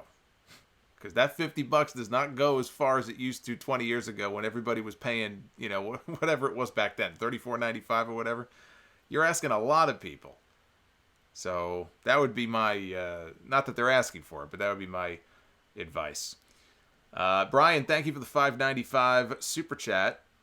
And Justin McKenzie for the $5. Aubrey Edwards, he says, was waiting for that pop when she sent the inner circle to the back during the main event. Yeah, Aubrey Edwards is, she gets big reactions when she's out there. She milks it a lot. I get the sense that she enjoys herself. And not every referee would be the same way. Some referees don't want to draw any attention to themselves. But she's become part of the show. So, hey, what are you going to do? It is what it is. Let's go to 908. You're on the air. Hey, how are you? I'm doing very well. Who do I have the pleasure of talking to? So this is Walter from San Diego, even though it's a New Jersey area code. Okay, I was going to say, I saw the 908. I figured you were from Jersey. Yeah, I know. It was a little confusing, but anyway, I really enjoyed the pay-per-view tonight, but I love the way the angle played out with Moxley faking the eye injury. I thought that was really kind of cool that they did that, even though there's a little bit to explain there, maybe in the details. I still thought it was cool, but I have to say, I'm disappointed to see Jericho's reign come to an end just because it was probably one of the most entertaining title reigns I've seen in a long time. To me, nowadays, you almost don't even care about title reigns. They don't even have an impact. And it made me think, when was the last time I even cared about a title reign ending? Maybe CM Punk. I would say Thursday. I got pretty animated after that title reign ended on Thursday. Yeah, I'm kind of trying not to think about that. Yeah, well, I'll save that for later today when I record the sound off. But yeah, no, look, he was very entertaining in the role. I think they needed some big name to really establish that title and make people care about it. And when the time was right, he was going to drop it. And you can't deny the fact that Moxley's he's been over like gangbusters, and he was the big baby face, and so this was inevitable. They could have dragged it out a little bit longer, but it felt like the time was right. You know, you don't want to screw Moxley unless you have somebody debut. You could have had Archer maybe or somebody, but then, you know, I look, strike while the iron is hot. Moxley's over. Go with Moxley, and he could always drop it to somebody else at Double or Nothing in May. You're right. I think the one thing is Jericho's whiny promos coming back from this are probably going to be gold. Oh yeah. Look, he'll find a way to make it work. You know, I'm sure he'll be flipping his lid. He'll be losing his shit on TV this week. So I'm sure that this is not the last that we've seen of him. You know, either going after the title or look, he may get the belt back at some point in the not too distant future. But if he is going to go away to do music, which I forgot about the tour, I mean, I guess that kind of makes sense that they would have to get that belt off him. Absolutely. Well, thank you so much, man. Keep rocking it. Thank you, Walter. Walter, not from Jersey. He made that very clear. Not from Jersey. So let's. I think we had another Jersey caller here. I was going to go to him next, and I don't. I think he may have dropped off. So let's go to. Well, it's kind of close to Jersey. Go to Connecticut, 203. Hey there, Solomonster. It's Adam Myron. How's it going? Good. How are you? Hey, we had a pretty rough night tonight. Hold on. Oh, wait. All right. You sound very distant. So I don't know if are you in like a tunnel or something? No, I just got my new iPhone today. So, there we go. That's better. So that's pretty good. Hear me out of here. So I got a little statement to say before I ask a couple of questions. Number one, I seriously doubt that WrestleMania is going to be canceled due to the coronavirus that you talked about earlier on. So no, I didn't say it was going to be canceled. No. I didn't say WrestleMania was going to be canceled due to coronavirus. But Stephanie McMahon was talking about it earlier this week. Yeah, no. She was talking about it a few days ago because she was asked about it, and she said that they are talking about what measures they may have to take because you're going to have all these people coming in from all over the world. And look, something really drastic would have to happen in these next 4 weeks for them to cancel it. They're not going to cancel it, but it could impact some of the events that are going to be going on that week. And you may have people who are flying in from other countries who have tickets who, look, they're talking about travel restrictions. So if they're shutting off travel from certain countries, there are people who maybe have bought tickets who are not going to be able to come in for WrestleMania. So I think that is a very real possibility. Well, the real possibility, I seriously doubt they're going to cancel the whole weekend because of that. I seriously doubt that. So that's enough there. But I got a couple of questions coming out of this event tonight. Sure. And the first event is this. First off, what a heck of a show tonight, and it was pretty awesome. And I mean, what do you think about Hangman Page? Where's this story going to go from here between Hangman and Kenny Omega, like you talked about? Well, I think it's building to an explosion between the two of them, and Hangman's just going to kind of get fed up with him at some point. And actually, I think the match at Double or Nothing is going to be Hangman against Omega. They'll probably drop the belts before then, and I think it'll be a singles match between the two of them over Memorial Day weekend. Well, that should be a fun, interesting story. I can't wait to see that. And third off, and this will be my last question before I let you go. I just heard the announcement that the type of War Games match is going to be held in March in Newark, New Jersey, called the Blood and Guts Cage 2-Cage version. Is this another version of War Games that they're doing? What are they doing here? Yes. So I talked about this earlier. They announced that on the 25th, they're going to have the 2 rings and the 1 cage. And since they can't call it War Games, they're going to probably call it the Match Beyond. But basically, it's going to be their version of War Games. Well, I should have called this one Lethal War Zone. Lethal War Zone? Yeah, Lethal War Zone. Yeah, the Match Beyond, I think, is fine. The Match Beyond has, they used the Match Beyond for War Games back in, whatever it was, 87, I think. So, yeah, look, Cody likes to go for the old school vibe, so he's going to call it the Match Beyond. It doesn't matter what the match is called. Right. Who cares what the match is called? They're going to have a War Games match on free TV. Well, that's good. Well, it's going to be awesome. I'll tell you that much. All right. Well, I have a couple of questions, but I got one more. And I got one more question, and that should be it for tonight. I know that Matt Hardy is free. Do you think there could be a chance that Matt Hardy should come to AEW? Maybe. Sure, yeah, he's free. He can do whatever he wants. He's officially free as of an hour ago, unless he secretly re-signed and we just don't know about it. All right. Well, I'm going to let you go, my friend, because you got to get a long sleep and and you have a big long night. And by the way, get the word out, Solomonster. It's going to be hashtag Wrestle Weekend 2 Ahoy this April. Wrestle Weekend. Get it out there, man. Wrestle Weekend? Okay. You got it. Absolutely. Wrestle Weekend. You heard it, people. Wrestle Week. I don't know what that is, but Wrestle Weekend. Get the word out. All right. It's amazing how animated people can be at 1:10 a.m. He was in Connecticut, so he's in the same time zone as me. He's a lot more animated than I am right now. Let's go to 619. I know that area code. 619. Yo, this is Brandon in San Diego with the San Diego area code. Hey, Brandon.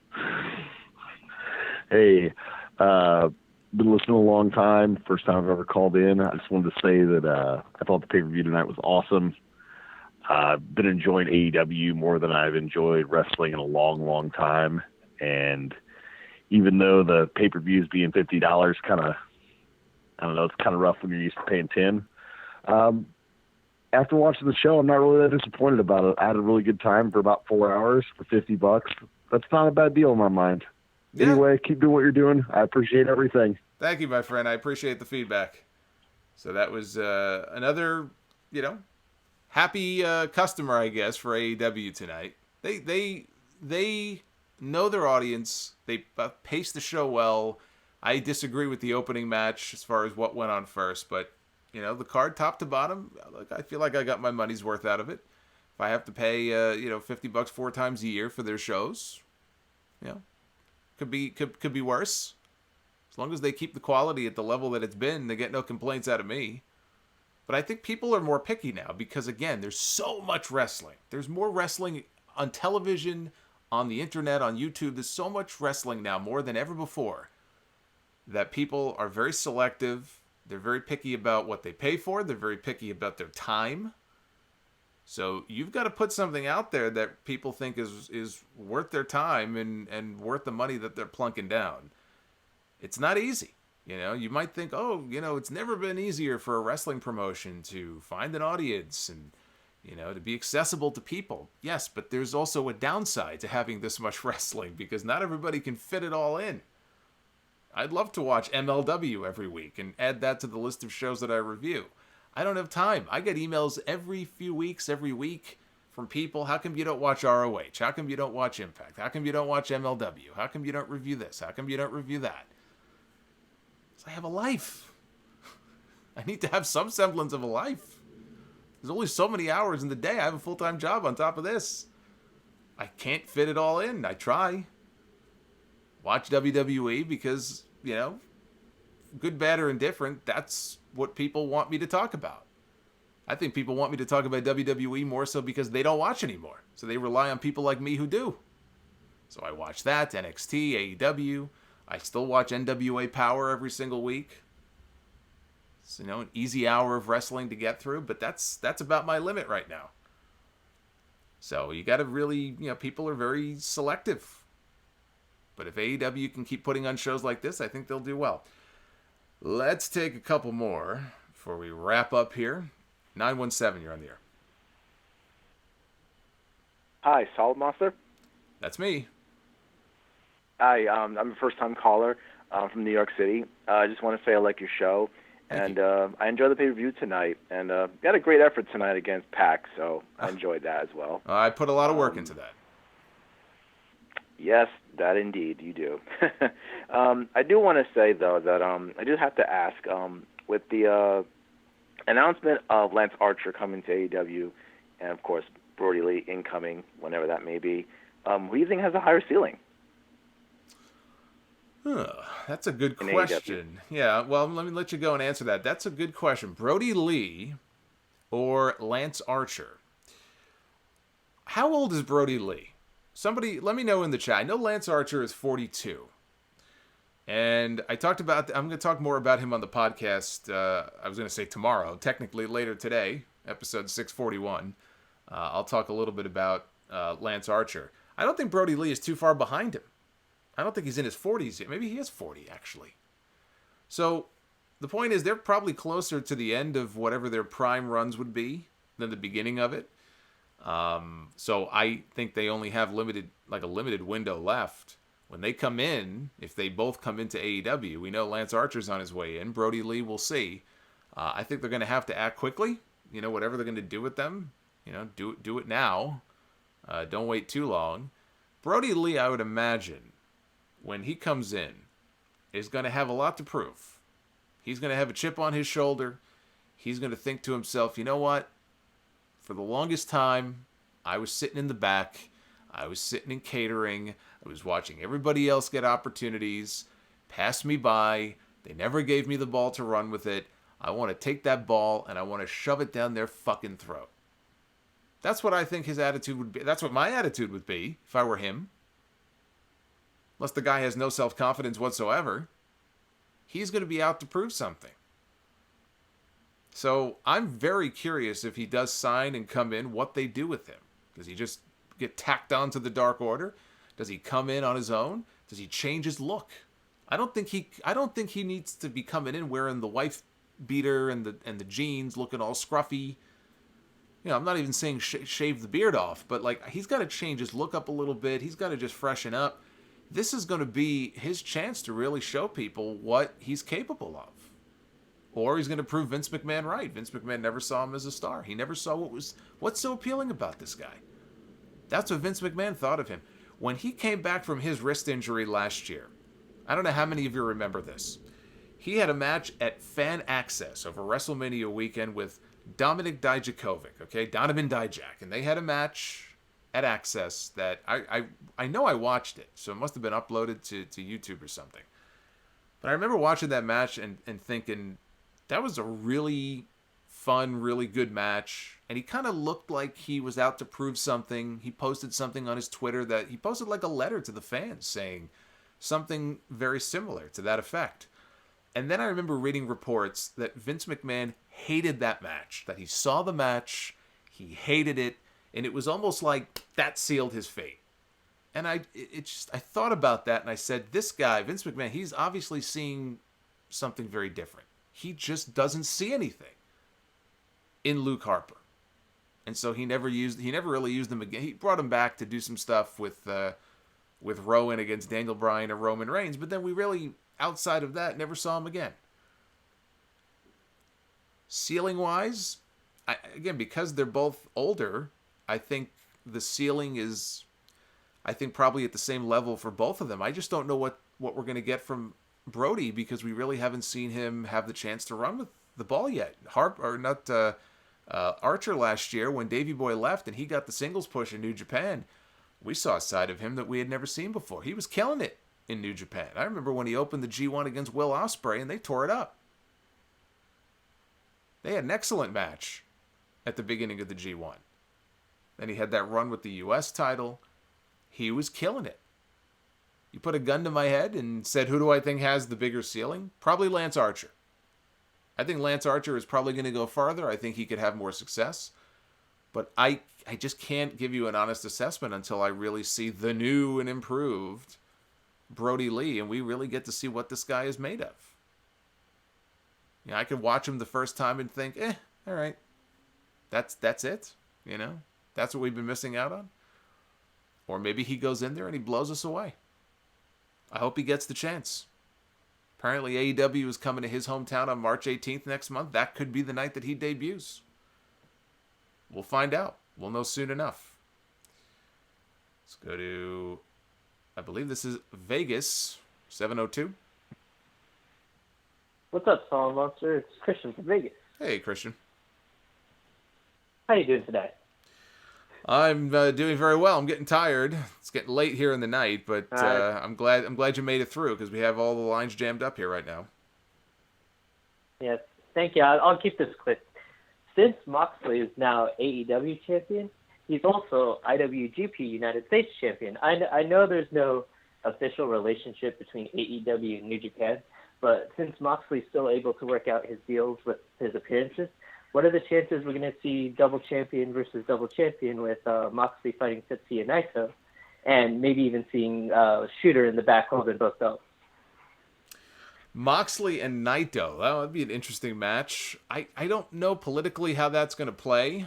I am a little surprised they put the title on Moxley because he is the U.S. champ in New Japan, and it looks like he's probably going to be feuding with or having a match with Zack Sabre Jr. It almost seems beneath him in a way. I mean, not to take anything away from Zack Sabre Jr. I mean, I know some people hate the guy's guts. He's very easily hateable. In fact, one of our mods in the Facebook group, Jeff Lippman, I know is not exactly the biggest Zack Sabre Jr. fan. Shout out to Jeff. But, Moxley and Naito, look, he's got his own deal with New Japan. Whatever match New Japan wants to do, he'll be in. Champion versus champion, though, becomes very interesting. We just saw that with Jericho and Tanahashi. And they were talking about maybe that could lead to a relationship between AEW and New Japan, and doesn't look like it's leading to anything right now. So I don't know how that's going to play out. But Moxley has his own deal. So the only thing he is not permitted to do, apparently, is he cannot wrestle for New Japan if New Japan comes to the U.S. So if New Japan comes here, they're going to be at Madison Square Garden, August 22nd. The same night as NXT TakeOver, I think, up in Boston. Moxley cannot wrestle on that MSG show. Jericho cannot wrestle on that MSG show. As far as I know, that's the only restrictions they have. As long as the Japan shows that they're on don't interfere with an AEW event, they're free to do whatever the hell they want. So that's a New Japan decision if they want to make that match. And let's go to 773. Hey, Solomonster, how you doing today? I'm doing well. Who am I talking to? This is Robert from Hammond, Indiana. Was at the show this evening and just wanted to call in. I've been a long-time listener. Been listening for about 3 years, and get basically all of my wrestling news from you. Don't watch WWE anymore. I stopped watching after WrestleMania 30, and AEW just started making me feel like a fan again. So luckily I was able to take my 9-year-old son to his first wrestling pay-per-view tonight. And we got to say that show was amazing. The crowd was insane throughout pretty much the entire show, with the exception of the women's match. But that's just because of the match that, went before it. But it was a great show. And obviously I lost my voice from it, but my son absolutely loved it. Yeah, the tag match was ridiculous. I absolutely loved it, and I just wanted to call in. Thank you for all of your hard work. You watch a lot of wrestling, so I don't have to anymore. But I definitely fell in love with AEW and NWA too. But they make me feel like a wrestling fan again. But I've been going to shows for over 25 years. And this show, if it wasn't the best show I've ever been to live, it's definitely one of the top 3 that I've ever been to live. It's this tonight's show was great. Wow. That's very cool. And I've heard from a couple of other people tonight who were there as well. And they echo the same thing that you're telling me now. Everybody who went there seems to have had a good time. Yeah. The only negative thing that happened, it had nothing to do with the show, was C2E2, the Chicago was a comic expo. That was at the McCormick Place right across the street, and the parking lot was completely full, and we had to park in a lot that was a 30-minute walk away. And going back from the show, walking downtown Chicago in some really dark areas, to get to a parking lot, it was like, even my son was like, Dad, and I was like, just get real close to me. I'm playing the tough guy act. Yeah, I'm playing Jon Moxley, but deep down inside, I'm like, dude, I'm terrified. Well, that's what but that's when you call like an Uber or something just to get you back to your car. No, well, yeah, honestly, I even thought about that. I even thought about taking a cab because there were a couple of cabs out there, but I just kind of figured to myself, I was like, you know what, there has to be other people going to this lot that's way the hell out there. I'm just going to follow the crowd and pretend I'm knowing what I'm doing. And it worked. I mean, you know, there was a bunch of people, oh yeah, we're in lot B. I'm like, yeah, I am too. I'm just going to follow you guys. And, you know, but those little LED lights, it was funny because they kept, you know, at the show, they kept saying, oh, everyone, you know, it's not going to work when you get home. Just put it in these little recycle bins, and, you know, you really shouldn't take them out. And my son's like, Dad, I really want to keep it. I was like, son, just put it inside your jacket. I'm going to keep mine too. And got home. They're still lit right now. So yeah, it was a great show. And those little LED lights, actually, they added a lot to it, because when the lights went out and, you know, all those little LED lights were shining, it's like, it reminded me of an old school concert where people had lighters and they were, you know, just lighting the way. And it was a really cool visual with some of the effects that were going on within the show. Yeah, you know, it reminded me of Wyatt, you know, when the people would put the lights on their phones and have the Firefly stuff in the crowd at the WWE shows when Bray Wyatt would come out. It kind of surprises me that WWE hasn't done this kind of gimmick before, like at WrestleMania or something, where they hand out stuff like that to some of the fans on the camera side. I'm surprised that AEW sort of beat them to the punch, because normally that's the sort of thing that you would expect them to do. But watching on TV, I noticed that I asked somebody earlier about it. I was curious. I said, were they bracelets? What was it? He didn't get one because he wasn't on the camera side. Apparently, only if you were on the camera side is, according to him, those are the people who got them. But on TV, they came across great. It was very, very noticeable. Yeah. I did notice on the camera side, or you know, where the hard camera is, I didn't see anyone with anything lit over there. It was, you know, it is just a little wristband that you put on just like a watch, actually. And you know, first my son, because they were on the seats, you know, when you go sit down, my son was like, what is this? I was like, I don't know, just put it on, you know. Maybe, you know, we'll just keep it. And then once the show started, it started lighting up. What's that? It's like a saw trap, and then Jigsaw's going to come out and sing you a riddle. Yeah, that would have been bad. Yeah. But yeah, I mean, I've been to 10 WrestleManias in my life, and yeah, it really would have been cool if they would have, you know, kind of jumped the gun to do something like that for the people. But yeah, I was really happy that it happened today on my son's first, you know, wrestling pay-per-view, and I mean, coming home, he had a huge smile on his face. Once we finally got to the car, I threw your show on YouTube and just, you know, played it on the Bluetooth the entire drive home. And Dad, my son was like, Dad, I remember that then this and this happened. I was like, yeah, I mean, he was just reliving the entire show as you were doing the play-by-play. That's great. So, you know, you provided a pretty cool moment for me as a, you know, proud father, you know, with a 9-year-old. I mean, I didn't go to my first show until I was 18, and I was never able to go with my dad.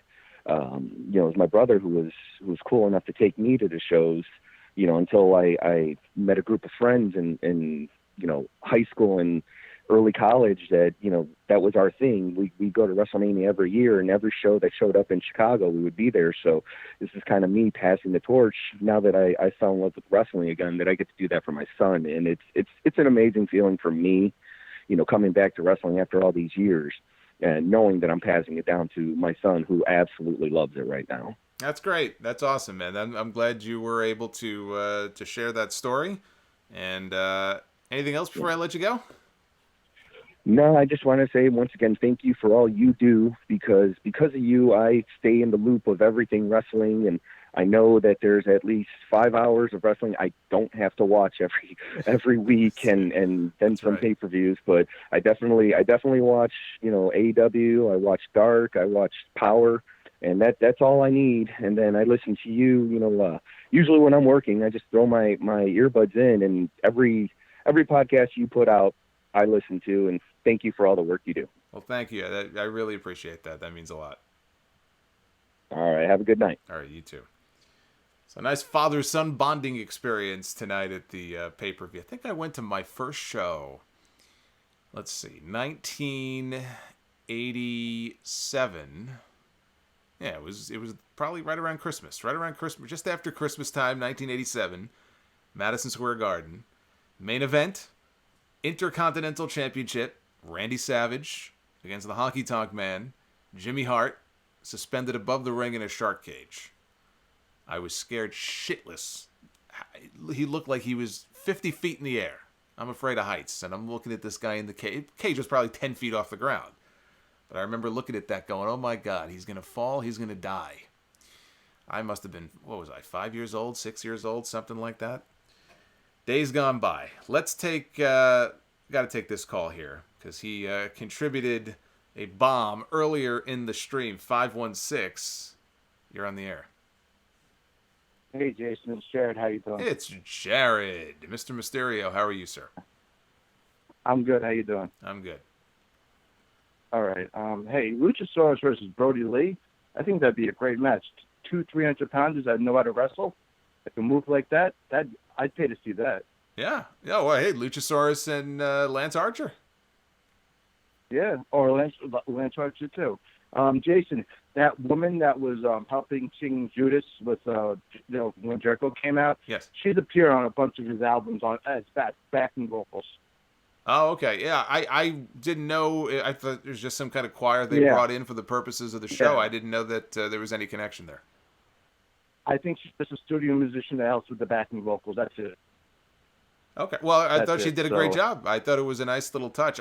Personally, I would have thought it would have been cooler if they got that girl from YouTube that I told everybody about earlier, Mariah Page. They got to get her in there at some point because her rendition is awesome.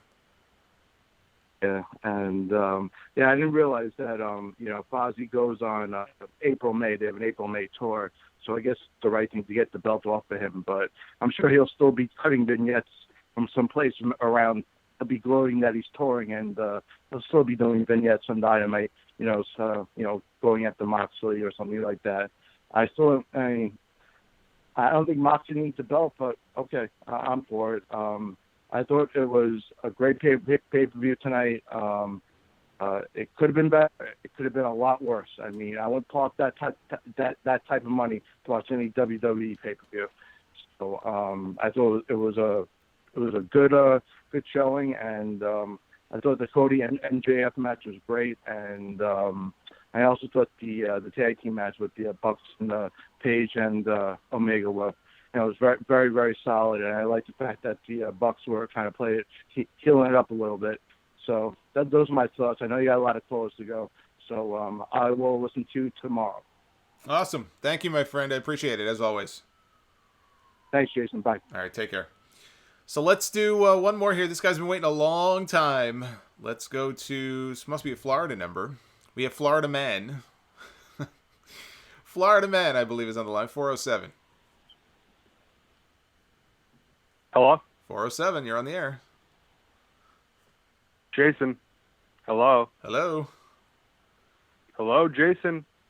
Hit the talk button. Jason. I'm here. Can you hear me now? I can hear you. It's Glenn. What's up? Hey, Glenn. What's going on? Okay, first of all, I'm so glad you took my call after, I think it was 2 calls ago. So I went to NXT TakeOver War Games last year. NXT does the wristbands, which is the same thing that you saw tonight in the AEW. So WWE does do it. They do it for the NXT shows. They don't do it for the main shows. So AEW didn't. Well, here's the thing, though. You say they do it for the NXT shows. These are the glow. These are the glow bracelets. I've watched NXT every single week. I've never ever seen them do anything like that at Full Sail. I have one right now on my hand. I have it. And if you watch NXT TakeOver War Games, you can actually see some of the entrances. Look closely at the crowd, you'll see them. They might not be as bright as the AEW ones were because I think they're a lot smaller than the AEW ones. But if you go back and watch NXT War Games to the 2019, that's a show that actually has all the wristbands. And how I got it was I was waiting in the to go inside, and some girl was just handing them out. Hey, would you like a wristband? They had a number that you would text to verify that that device is active. That's how they do it. Now, going to my question today, The Exalted One for the Dark Order is on its way. Who do you think the Exalted One is if it's a female? If it's a female? Oh, the female. Well, I mean, here's the thing. As far as I'm going to let you go, but the Exalted One could be a female, I guess. They've not made it clear if it's a male or a female, although they had that one segment where the voice was kind of distorted. It would have to be a woman with a really deep voice, which I guess is possible. Maybe she's a chain smoker. I'm going to assume it's not a female. Although it is kind of fun to think about, I guess, if it was a female. If it was a female, who would the Exalted One be? Well, Sunny just got out of jail. Maybe that's what they were waiting for. They were waiting for her to get out of the slammer.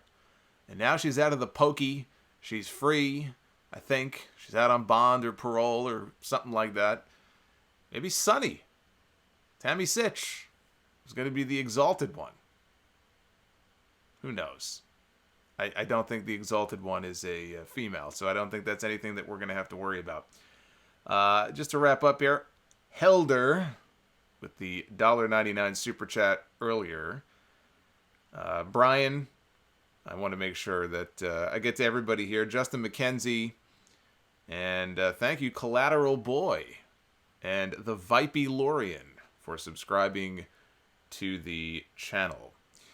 Well, this has been fun, guys. I enjoyed the hell out of this pay-per-view tonight. I enjoyed the hell out of this stream, and I enjoyed the hell out of each and every one of you in the chat, even the annoying ones. I'm kidding. And by the way, all the wrenches, all the mods, thank you to you guys for all your work. I appreciate it. I'm going to get a few hours sleep and wake up in a few hours, and I'm going to record episode 641 of the Solomonster Sounds Off podcast, which you can find on all of the platforms that you see on your screen right there on the very bottom. So that'll be dropping sometime during the afternoon here on Sunday. And then I will be back for the AEW Dynamite stream Wednesday night. That'll be the first show post-Revolution, so we'll get a sense of where these stories are going here after the pay-per-view. And maybe Moxley will cut another promo on TV. Maybe we're going to see Lance Archer, or at least they were teasing that. So I'll be back live here on YouTube. Please hit the like button on this video if you have not already done so. And be sure to subscribe to the channel. I'm out of here. Until Wednesday night, when I see you back here live, be well, stay safe, and everybody definitely tune into episode 641 coming up in just a few hours. Take care, guys.